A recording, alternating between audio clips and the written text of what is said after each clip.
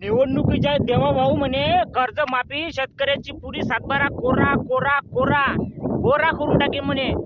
आणि आता अशी घोषणा केली का शेतकऱ्याचा कर्ज माफ करणार नाही.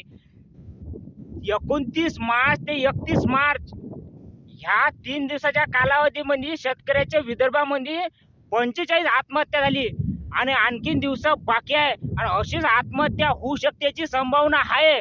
कारण की तुम्ही 2013 मध्ये सोयाबीनचा भाव होता 6,000 रुपये आणि आता 2025 मध्ये आहे 4,000 रुपये. सुपल्याची थैली होती 2013 मध्ये 800 ते काहीतरी रुपये आणि आता सुपल्याची थैली आहे तेच 1,500 रुपये.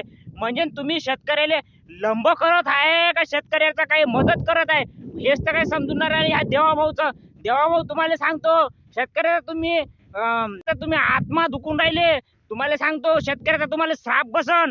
शेतकऱ्याचा एवढा श्राप बसन का तुमच्या ढोंगऱ्यामध्ये लंबे लंबे लंबे लंबे हातात किडे पडन एवढे पडणार आहे का तुम्ही सडू सोडून मरणार आहे भाऊ सुच्चो. शेतकऱ्यासाठी तुम्ही एवढा जीव दुखवता ना. तुम्ही पहा तुम्ही हे आम्हाला शेतकऱ्याला एवढं करावं लागते मरमर मरमर एक एक टाली एका एका दिवशी फेका लागते आणि का भोसडा भेटून राहिला आम्हाला.